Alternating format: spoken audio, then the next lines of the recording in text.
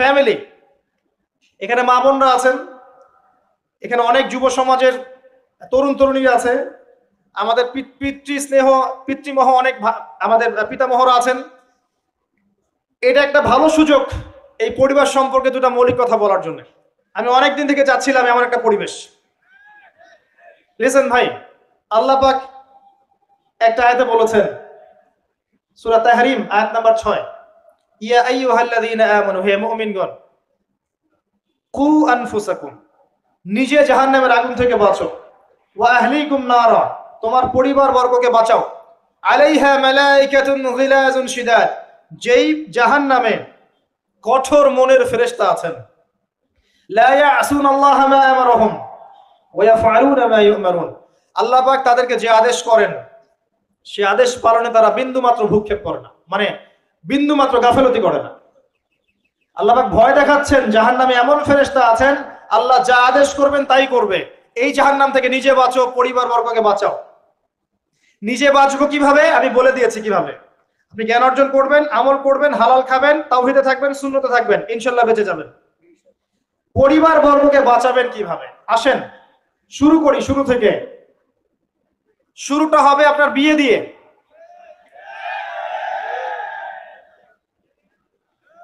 এত এক্সাইটেড হওয়ার কিছু নাই, কারণ এটা এমন একটা বিষয় যেটা করেন নাই বলে এক্সাইটমেন্ট বাড়ছে, করার পরে পস্তাতেও পারেন।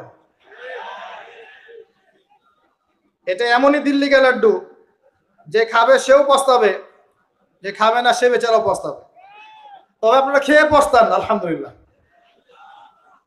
এমন ভাবে শুরু করেন না পরিবারটা যে আপনি একজন তরুণী, আপনি একজন তরুণ, বিয়ে করছেন, বিয়ের সময় দিনদারিতা বাদ দিয়ে অন্য কিছু দেখতে যায় না।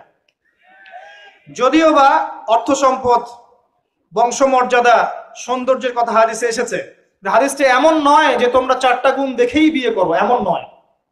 হাদিসটা এমন নয়, অনুবাদটা অনেকেই ভুল করে, অনেকেই ভুল করে। হাদিসে বলা হয়নি কখনো 4টা গুণ দেখেই বিয়ে করো, এটা নয়। বরং বলা হয়েছে 4টা গুণ দেখে বিয়ে করা হয়। কথা কি বুঝতে পারছেন? কেউ এটা দেখে, কেউ এটা দেখে। তোমরা দিনদারিতা দেখো, না হলে তোমাদের হাত ধুলোয় ধূসরিত হবে। হাদিসটা এমন। এই ক্ষেত্রে কি আমরা বলবো, প্রথমত বিয়েটাকে সহজ করে দেন। বিয়েটাকে সহজ না করলে সমাজে জেনা বাড়তে থাকবে, এবং জেনা বাড়ার কারণ আছে। যখন পর্নোগ্রাফিটাতে ফ্রি অ্যাক্সেস দেওয়া হয়েছে, মানুষ রাতের বেলা পর্ন দেখতে পারে, কেউ বাধা দেওয়ার নাই। উপরের সেকশন থেকে কিন্তু এটাকে বন্ধ করে দেওয়া যেত। পৃথিবীর অনেক কান্ট্রি আছে যেখানে অনেক কিছু চলে না। চাইনিজরা ফেসবুক ইউজ করে না, করে? ওরা কি উন্নত জাতি না? ওরা তো এখন আমেরিকাকে যদি বলে ওঠো উঠবে, আমেরিকাকে বসতে বলে বসবে। ওরা এমন জায়গায় চলে গেছে। ওই ইউক্রেন ইস্যু নিয়ে আমেরিকা, ন্যাটো আর এই ব্রিটেন আর ফ্রান্স আর ইসরায়েল কিছুই করতে পারবে না ইনশাআল্লাহ, বিকজ এখানে একটা বড় অ্যালায়েন্স আছে চায়না এবং রাশিয়া। কিছুই করতে পারবে না। বরং এর উদ্দেশ্য, যে উদ্দেশ্যে এটা কাজ করেছিল তারা, এটা তো সফল হবে না তারা ইনশাআল্লাহ। আজকে টপিক এটা না, আমি এদিকে যাচ্ছি না। মূল বিষয়টা হচ্ছে যে সহজ করতে হবে বিয়েটাকে। উপযুক্ত বয়স হয়ে গেলেই একটা উপার্জনের সোর্স খুঁজবেন আগে। বেকার অবস্থায় বিয়ে করতে যাবেন না, উপার্জনের সোর্স খুঁজবেন। তারপরে আপনি আপনার পরিবারকে বলবেন আমার বয়স হচ্ছে, আমাকে বিয়ে দাও। এবার আসেন, বিয়ের সময় দিনদারিতা ছাড়া অন্য কিছু দেখতে যায় না। এরপরে যদি সে সুন্দর হয় বা সুন্দরী হয় বা ভালো বংশের হয়, অথবা দেখা যায় যে ভালো টাকা পয়সা হলো ইত্যাদি ইত্যাদি, এটা আপনার নূরুন আলা নূর, এটা বোনাস। কিন্তু এগুলো যদি নাও থাকে, শুধু দিনদারিতা থাকে, আপনি রাজি হয়ে যান। পরিবারের কর্তাদেরকেও বলবো যে মেয়ে বিয়ে দেওয়ার সময় ছেলের টাকা পয়সা দেখতে যায় না, ছেলের স্ট্যাটাস দেখতে যায় না বেশি বেশি। পরে দেখবেন এই মেয়ে ওর ঘরে গিয়ে পস্তাচ্ছে। আর ছেলের পিতাদেরকেও বলবো, ছেলেকে যখন বিয়ে দিবেন, একটা মেয়েকে কিনে নিব আর সাথে কিছু যৌতুকের টাকাও নিব, এই টেন্ডেন্সি নিয়ে বিয়ে করতে যায় না। ওই বিয়েতে বারাকা বেশি, যেখানে খরচ কম, যেখানে বেশি হট্টগোল নাই। চট্টগ্রাম অঞ্চলের বিয়ের মতো না। একটা বিয়েতে মনে হয় 40-50 লাখ টাকা খরচ করে ফেলায়। গেটেই সাজাবে বলে 4-5 লাখ টাকা খরচ করে। সুবহানাল্লাহ। এই 5 লাখ টাকা দিয়ে, এই 5 লাখ টাকা দিয়ে আর মনে হয় 10টা-20টা পরিবারকে বিয়ে দেওয়া যাবে। হ্যাঁ, লোহার আংটি দিয়ে বিয়ে করেছে সাহাবী। লোহার আংটিও নাই তোমার বাসায়? বলছে না ইয়া রাসূলুল্লাহ, লোহার আংটিও তো নাই আমার বাসায়। তাহলে কি করবা? কোরআনের কয়টা সূরা জানো? যে এই সূরাগুলো জানি, এগুলো শিখিয়ে দিও, যাও, মোহর হয়ে গেছে। কত সহজ বিয়ে, কত সহজ। আর এখন যেটা হয়, মেয়ে খুঁজবে দিনদার বিল গেটস, আর ছেলে খুঁজবে দিনদার ক্যাটরিনা। কথা বুঝতে পারছেন? প্রিয় ভাইয়েরা, দিনদারি থেকে প্রাধান্য দেন, আর কিছু না। আপনি সফল হবেন ইনশাআল্লাহ, শান্তি পাবেন। এবং বিয়ের পরে আল্লাহর পক্ষ থেকে একটা ভালোবাসা আসবে। যদি আপনি দেখেন যে আপনার স্ত্রী খাদিজা রাদিয়াল্লাহু আনহার মতো, আয়েশা রাদিয়াল্লাহু আনহার মতো, হাজেরা আলাইহিস সালামের মতো সবর করেনেওয়ালা, যে আপনাকে দিনের পথে এগোতে সাহায্য করে, তাহলে আর অন্যদিকে চোখ দেওয়ার দরকার নাই, রাজি হয়ে যান। এরপর আপনার পরিবার শুরু। এখানে উভয়ের মাঝে হৃদ্যতা, ভালোবাসা থাকতে হবে। তবে আরেকটা কথা বলে রাখি, সবাই মনোযোগ দিয়ে কথাটা শোনেন। একটা পরিবারের ভিত্তি শুধু ভালোবাসা দিয়ে টিকে থাকে না। একটা পরিবারের ভিত্তি টিকে থাকে আপোষের বিশ্বাসের উপরে। একে অপরকে বিশ্বাস করতে শিখতে হবে, একে অপরকে শ্রদ্ধা করতে হবে, একে অপরের সম্মান দিতে জানতে হবে। আপনাকে আপনার স্ত্রীকে আপন মনে করতে হবে, আপনাকে আপনার স্বামীকে আপন মনে করতে হবে। বাইরের মানুষ আপন নয়, এরা আপন আপনার। একজন একজন লেবাস, পোশাক। এরপরে আপনি মোহর শোধ করেন, আপনি সন্তান সন্ততি নেন, সন্তান সন্ততিদেরকে আল্লাহর এবং তার রাসূলের আদর্শে বড় করে তোলেন। পরিবারের মধ্যে তালিম চালু করেন, তালিম। পরিবারের মধ্যে তাওহীদ রাখেন, সুন্নত রাখেন, একসাথে খেতে বসেন।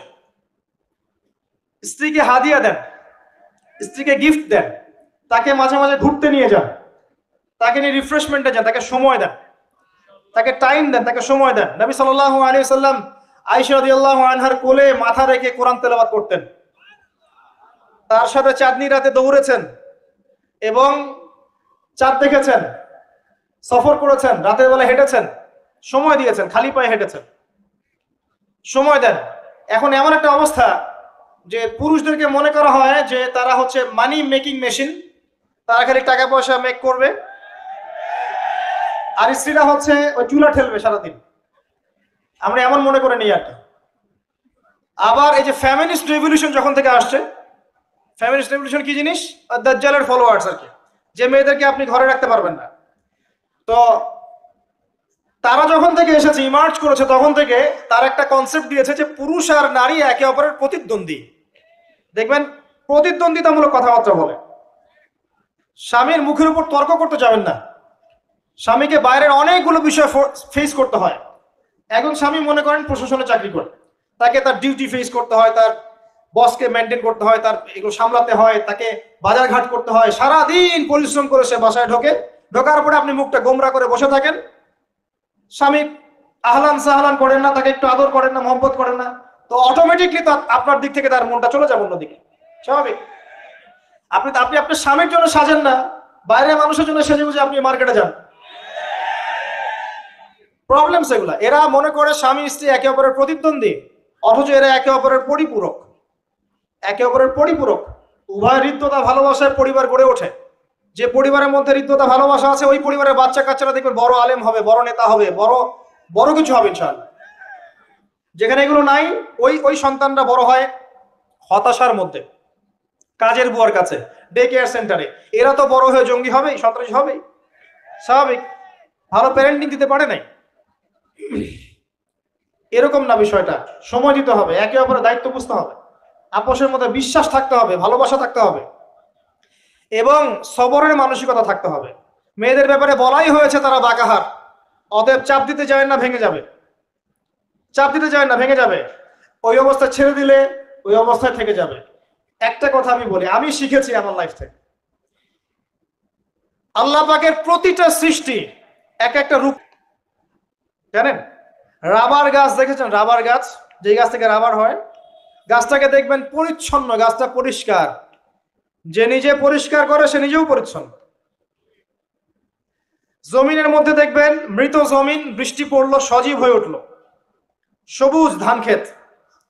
এই সবুজ ধান ক্ষেতটা আপনার যৌবন। আস্তে আস্তে ফসল হবে। এই ফসল হওয়ার টাইমটা হচ্ছে আপনার পৌরত্ব।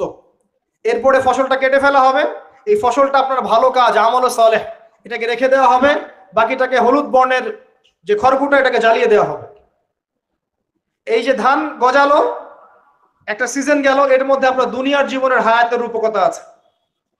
জি, পাহাড়কে দেখেন, পাহাড় বিশালতা নিয়ে দাঁড়িয়ে থাকে, ওর গায়ে যতই ঢিল মারেন, লাথি মারেন, সমালোচনা করেন, সে নড়বে না তার জায়গা থেকে, থাকবে, সে ওর জায়গায় স্টিল থাকবে, কিন্তু সে শান্ত থাকে, সে চিল্লাফাল্লা করে না। তাই যারা সাহসী বীর তারা বেশি কথা বলে না, শান্ত থাকে।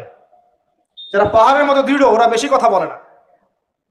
সাগরকে দেখেন, বিশাল সাগর, কক্সবাজারে যান, সাগরকে বিশাল সাগর গর্জন করছে, ভিতরে অনেক সম্পদ, অনেক মাখলুক আছে। আপনি সামনে গিয়ে দাঁড়ান, বিনয়ের সাথে আপনার পা ধুয়ে দিবে, কোনো অহংকার করবে না। প্রতিটা সৃষ্টি আল্লাহ পাকের এক একটা মেসেজ দেয়। ঠিক মেয়ে মানুষও একটা মেসেজ দেয়। কি মেসেজ? আল্লাহ পাক মানুষকে সবচেয়ে সুন্দর করে সৃষ্টি করেছেন, আর মানুষের মধ্যে মেয়েদেরকে সবচেয়ে বেশি সুন্দর করে সৃষ্টি করেছেন। আল্লাহ পাকের সবচেয়ে সুন্দর সৃষ্টি হচ্ছে মেয়েরা, এবং তারা খুব নরম হয়, নরম, প্রজাপতি ধরার মতো। প্রজাপতিকে ধাপ করে ধরতে পারবেন না আপনি, শক্ত করে ধরতে গেলে প্রজাপতি নষ্ট হয়ে যাবে, মরে যাবে। প্রজাপতিকে কোমল ভাবে ধরতে হবে, ঠিক মেয়েদের সামনেও আপনার কোমল থাকতে হবে। বেশি হার্ড হতে যাবেন, শেষ। আমি আপনার গার্লফ্রেন্ডের সামনে কোমল হতে বলি নাই, আপনার ওয়াইফের সামনে হতে বলেছি। কোমল থাকলে আপনি জিতে যাবেন। দেখবেন দুনিয়ার চিল্লা ফাল্লা করছে আপনার বাসায়, আপনি চুপচাপ আছেন পাহাড়ের মতো, কোমল আছেন, 5 মিনিট পর দেখবেন নিজেই ঠান্ডা হয়ে এসে বলছে আচ্ছা সরি, ভুল হয়ে গেছে। আর যদি আপনি চিল্লা ফাল্লার কাউন্টার দিতে যান, তাহলে দেখবেন সুটকেস গোছানো শেষ, বাবার বাড়ি চলে গেছে। ডিল করা খুব ডিফিকাল্ট। এখানে আপনাকে খুবই সবরের পরিচয় দিতে হবে। আল্লাহ পাক বোঝার তৌফিক দান করুন। আর আমরা মা বোনদেরকে রিকোয়েস্ট করবো, 4টা মূলনীতি মেনে কাপড় চোপড় পরবেন। আপনার কাপড়টা এমন হবে না যেই কাপড়টা পরলেও অঙ্গ প্রত্যঙ্গ দেখা যায়, বোঝা যায়, এমন হবে না। কাপড়টা এমন হবে না এত টাইট ফিটিং যে আপনার অঙ্গের উঁচু নিচু অবয়ব বোঝা যায়, এমন হবে না। কাপড়টা এমন হবে না যেটা অমুসলিমদের পোশাক, আর কাপড়টা এমন হবে না যেটা পুরুষদের পোশাক। এই মূলনীতিগুলো মেনটেন করে কাপড় পরবেন ইনশাআল্লাহ। এছাড়াও মেয়েদের কথায় পর্দা আছে, চলনে পর্দা আছে, ওঠা বসায় পর্দা আছে। নামাজ পড়ার সময় তাদেরকে কিছুটা শালীনভাবে নামাজ পড়তে হয়, তাদের চোখের দৃষ্টির মধ্যে পর্দা আছে। এগুলো কে শিখাবে এখনকার মেয়েদেরকে? সবসময় বিজি দেখবেন নতুন কোন সিরিয়াল আসছে, নতুন কোন ফ্যাশন আসছে, নতুন কোন পার্লারে কি আসছে, কোন কাটিং আসছে, কোন নায়িকা আসলো। ওই যে বাংলাদেশে কোন এক নায়িকা আসছে, তাই নিয়ে মিডিয়াতে এমন তোলপাড়, মনে কি নাকি একটা অবস্থা। আল্লাহর কাছে তোমার কি মূল্য আছে হে? আল্লাহর কাছে তোমাদের কি মূল্য আছে? তোমরা কি 5 ওয়াক্ত নামাজ পড়ো? তোমরা কি পর্দা করো? তোমাদের মধ্যে হায়াবোধ কিছু আছে? তোমরা মানুষকে ভালো কিছু শিখাও, সমাজকে ভালো কিছু দাও, শালীন কিছু দাও। আল্লাহর কাছে তোমাদের কি মূল্য আছে? নবী সাল্লাল্লাহু আলাইহি ওয়াসাল্লাম তো জাহান্নাম দেখে সেই কথাটাই বলেছেন, আমি জাহান্নাম দেখে আসলাম, সেখানে বেশিরভাগ অধিবাসী হচ্ছে মেয়ে, নারী। কি কারণ? তারা এমন কাপড় চোপড় পরে বাইরে ঘুরতো যেই কাপড় পরেও তারা নগ্ন থাকতো। আমি কি ব্যাখ্যা করতে হবে? আপনি দেখতে পারেন না? এবং তারা স্বামীর সাথে কুফরি করত। সারা জীবন স্বামী যদি তাদের ভরণ পোষণ দেয়, ভালোবাসে, মহব্বত করে, তাদের জন্য জীবনটা ক্ষয় করে ফেলে, এক পর্যায়ে গিয়ে বলবে সারাটা জীবন তোমার কাছে কিছুই পাইলাম না। বাস্তব। এগুলোর কারণে মেয়েরা বেশি বেশি জাহান্নামে যাবে, এবং তারা মানুষ মারা গেলে মাতম করে, বুক পিঠ চাপড়ায়, এই কারণে যাবে, এবং তর্ক লাগলে অভিশাপ দেয় বেশি, এই কারণে যাবে। আল্লাহ পাক আমাদের মা বোনদেরকে হেফাজত করুন। তবে একটা হাদিস আছে সুসংবাদের। নবী সাল্লাল্লাহু আলাইহি ওয়াসাল্লাম বলেছেন, একজন নারী যদি 4টা কাজ করতে পারেন, জান্নাতের যে কোনো দরজা দিয়ে ইচ্ছা প্রবেশ করতে পারবেন। 1 নাম্বার 5 ওয়াক্ত নামাজ, 2 নাম্বার রমজান মাসে সওম, 3 নাম্বার আপনার লজ্জাস্থানের হেফাজত অর্থাৎ খাস পর্দা, এবং 4 নাম্বার আপনার স্বামীর আনুগত্য। ফেমিনিস্ট আকীদার মেয়ে হলে আনুগত্যকে দাসত্ব মনে করে, স্বামীর আনুগত্যকে তারা দাসত্ব মনে করে। স্বামী কে? স্বামীর সম্মান বোঝেন আপনি? স্বামী কে? যার ব্যাপারে নবী সাল্লাল্লাহু আলাইহি ওয়াসাল্লাম বলেছেন, আমি যদি আল্লাহ ছাড়া অন্য কাউকে সেজদা করতে বলতাম, তাহলে মেয়েদেরকে বলতাম তারা যেন স্বামীদেরকে সেজদা করে। আপনাকে আমি কিভাবে বুঝাবো স্বামী কে, স্বামীর মর্যাদা কোথায়? এগুলো কি ইসলাম মেয়েদেরকে ডমিনেট করছে এগুলো দিয়ে? কেন? এই স্বামী আপনার জন্য সারাটা জীবন ক্ষয় করে ফেলে। একটা চোর পর্যন্ত, একটা চোর, একটা করাপ্টেড মানুষ, দুর্নীতিগ্রস্ত মানুষ, সে চুরি করে দুর্নীতি করে এনে বাচ্চাকে খাওয়ায়। একটা ধর্ষক পর্যন্ত ওর মেয়েকে আদর করে। পুরুষ মানুষ কি জিনিস কেমন করে বুঝবেন? সারাটা জীবন ক্ষয় করে ফেলায়। যদি আপনি তার আনুগত্য করেন, তার সামনে সুন্দর মতো থাকেন, তার কথার সাথে তর্ক না করেন, ভালোবাসা দিয়ে থাকেন, আপনার জন্য সে জীবন দিতে প্রস্তুত থাকবে। এরকম পুরুষ মানুষ। আপনাদেরকে কেউ চোখ তুলে তাকালে চোখ তুলে ফেলাবে, এরকম পুরুষ মানুষ। আর এখন তো পরিস্থিতি ডিফারেন্ট। বাসায় পুরুষ বাইরের ছেলের সাথে ফোনে প্রেম হয়ে গেছে, পালায় চলে গেছে, বিয়ে করে ফেলছে। দেখবেন বাসায় স্ত্রী আছে, বাইরের মেয়ের সাথে প্রেম করে বিয়ে করা শেষ। বিয়ে করলে সমস্যা নাই, ব্যভিচার করে ফেলছে। বিয়ে সে করতেই পারে, সে যদি সমতা রক্ষা করতে পারে, সেটা তার ডিফারেন্ট ইস্যু, এটা অন্য ইস্যু। তো স্বামীর আনুগত্য আপনাকে কিভাবে বুঝাবো? এটা দাসত্ব নয়। নবী সাল্লাল্লাহু আলাইহি ওয়াসাল্লাম বলেছেন, কোন স্বামী যদি কোন স্ত্রীকে চায়, তার প্রয়োজনের জন্য চায়, মহব্বতের জন্য, স্ত্রী যদি চুলায় রান্না করতে থাকে, ওই রান্না ফেলে দিয়ে তাকে আসতে হবে। হাদিস। রাতের বেলা স্বামী স্ত্রী শুয়েছে, স্বামীর চাহিদা আছে, স্ত্রীর কোনো সমস্যা নাই, স্ত্রী ফিট, ইচ্ছা করে অহেতুক স্বামীকে বলল আমি রাজি না, উল্টা পাশে মুখ করে ঘুমিয়ে গেল। আল্লাহর নবী বলছেন, সারা রাত আল্লাহর পক্ষ থেকে একজন ফেরেশতা আসবে, এসে এই নারীকে অভিশাপ দিতে থাকবে।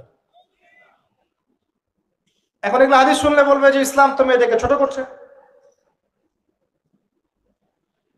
একজন মেয়ে তার, একজন স্বামীর কথা বলছে, স্বামী তার মেয়ে, তার স্ত্রী, তার মা, তার বোন, সবাইকে তার মিরাসের হক দিতে হয়।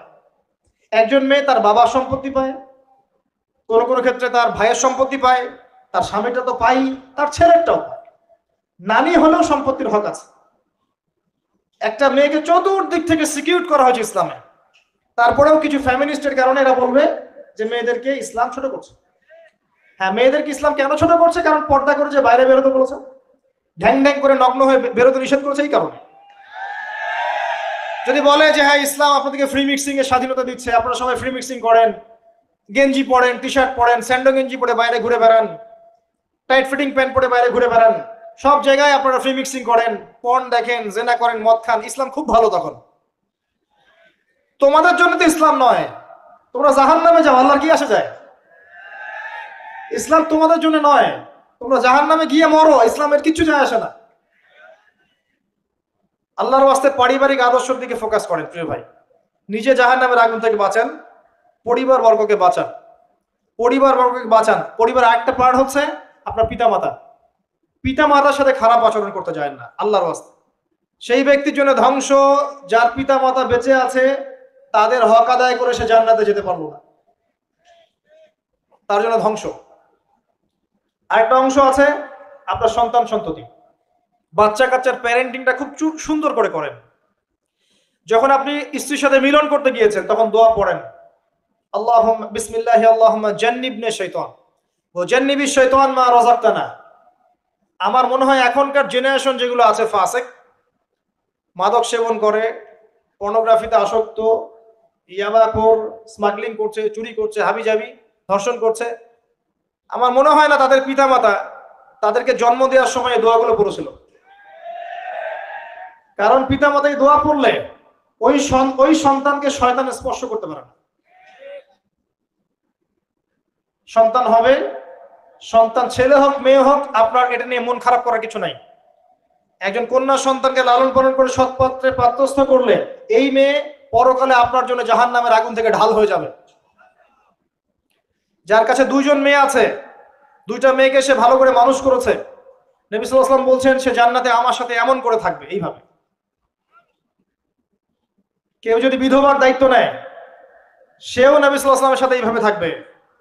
এতিমের দায়িত্ব নেয়, এইভাবে থাকবে। ফ্যান্টাসিতে ভুগছেন, একটা এতিম মেয়েকে বিয়ে করেন, একটা অসহায় তালাকপ্রাপ্ত মেয়েকে বিয়ে করেন, একটা বিধবা মেয়ে যার স্বামী মারা গেছে, কেউ নাই দেখার, তাকে বিয়ে করেন, তারপরে বোঝা যাবে আপনার মধ্যে কতটুকু দিন আছে। আর বর্তমান সভ্যতা আমাদের কি সমাধান দিবে? সবাই যদি দিনদার একটা করে ক্যাটরিনা খোঁজে, এই এতিম, এই বিধবা, এই যাদের দেখার কেউ নাই, এই মেয়েগুলা কি রাষ্ট্রের সম্পত্তি হয়ে থাকবে? এদের দায়িত্ব কে নিবে? পুরুষরা যদি দায়িত্ব না নেয়, কে দায়িত্ব নিবে? এখন কেউ যদি ওদের দায়িত্ব নিতে যায়, তখন তাকে আবার খারাপভাবে উপস্থাপন করা হয়, এই ব্যক্তির মনে হয় চরিত্র খারাপ। কিন্তু এদিকে বাইরে 10টা জেনা করে বেড়াচ্ছে, কোনো সমস্যা নাই, এগুলো কুস্কায়।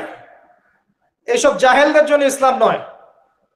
ইসলামের প্রতিটা বেসিক ফান্ডামেন্টাল মানবতার কল্যাণের জন্যই এগুলোকে ফরজ করা হয়নি। আপনি নফল, আপনার সামর্থ্য থাকলে আপনি করতে পারেন, না করলে কোনো সমস্যা নাই।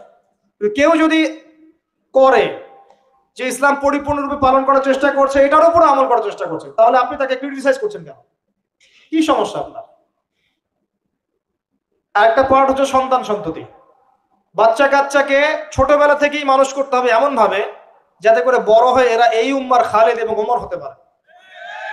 বাচ্চা ছোট বাচ্চাকে আপনি ভালো খাবার দেন, মায়ের স্নেহ দেন, বাবা মার সাথে রাখেন, একটু গ্রাম্য পরিবেশে নিয়ে গিয়ে তাকে বড় করেন। কেন বলছি কথা? এখানে পরিবেশ সুন্দর থাকবে, সে দৌড়াবে, ধুলার মধ্যে, মাঠের মধ্যে খেলবে, সুন্দর ভাষা শিখবে। এরপরে তাকে ভালো প্রতিষ্ঠানে পড়ান। প্রতিষ্ঠানটা এমন হবে যে প্রতিষ্ঠানে জেনারেল শিক্ষা, ইসলামিক শিক্ষা একসাথে দেয়া হচ্ছে, সে সব শিখবে। আমার ছেলে কোরআনে হাফেজও হবে, আমার ছেলে ডক্টরও হবে ইনশাআল্লাহ। এভাবে করে তোলেন। আধুনিক হন, মাথাটা খাটান, ব্যাকডেটেড মানসিকতা বাদ দেন। বিশ্বটা এগিয়ে গেছে, আমাদেরকে এগিয়ে যেতে হবে। একমুখী জ্ঞান দিয়ে আপনি কিচ্ছু করতে পারবেন না এই যুগে। দ্বিমুখী শিক্ষার একটা হারমোনিয়াস কম্বিনেশন দরকার। আমাকে কোরআন জানতে হবে, সায়েন্সও জানতে হবে, নাহলে আমি সায়েন্স দিয়ে কোরআনকে ব্যাখ্যা করতে পারবো না, কোরআন দিয়েও সায়েন্সকে ব্যাখ্যা করতে পারবো না। জানতে হবে, আমাদেরকে শিখতে হবে, পড়তে হবে, প্রচুর পড়তে হবে। বাচ্চাদেরকে ছোট থেকে বড় করেন এভাবে। আস্তে আস্তে গিয়ে দেখবেন তারা যখন কিশোর, তাদের বন্ধু বান্ধবের সার্কেলের দিকে খেয়াল রাখেন। আপনি বাবা হিসেবে তার বন্ধুর মতো আচরণ করেন, মা হিসেবে তার সাথে বান্ধবীর মতো আচরণ করেন, তার সাথে ক্লোজ হন, তার সমস্যাগুলো জানার চেষ্টা করেন। তাকে ফ্রি মিক্সিং এর মধ্যে পড়াশোনা করতে দিবেন না, না হলে স্কুল লাইফে সতীত্ব হারিয়ে ফেলবে অনেক সময়।